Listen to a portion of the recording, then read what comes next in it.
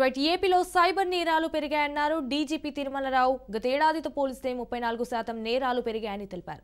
గతేడాది సైబర్ నేరగాళ్లు 173 కోట్లు దోచేశారని, ఈ ఏడాది 1000 కోట్లకు పైగా దోచేశారని చెప్పారు డీజీపీ.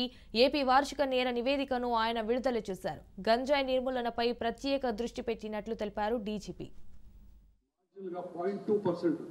అంటే 1% కన్నా తక్కువ 0.2% పెరగడం జరిగింది. సైబర్ క్రైమ్స్ మాత్రం విపరీతంగా పెరిగింది. చూస్తాం 34% పెరిగింది. అదేవిధంగా ఎన్డీపీఎస్ యాక్ట్స్ కేసెస్ అంటే గాంజా కేసులు పెరిగినాయి. అంటే డిటెక్షన్ పెరిగింది. ఎక్కువ కేసులు పట్టుకుంటున్నాం. ఎక్కడ మనిషి అక్కడ దొరికినప్పుడు అది పిల్లలు కావచ్చు, పెద్దవాళ్ళు కావచ్చు, దొరికినప్పుడు రవాణా చేసిన వాళ్ళు కావచ్చు, దానిపై సీరియస్గా తీసుకుంటున్నాము. అందుకని కేసులు ఎక్కువ కట్టడం జరిగింది. బట్ ఓవరాల్ క్రైమ్ చూడండి మీరు 5.7% తగ్గింది.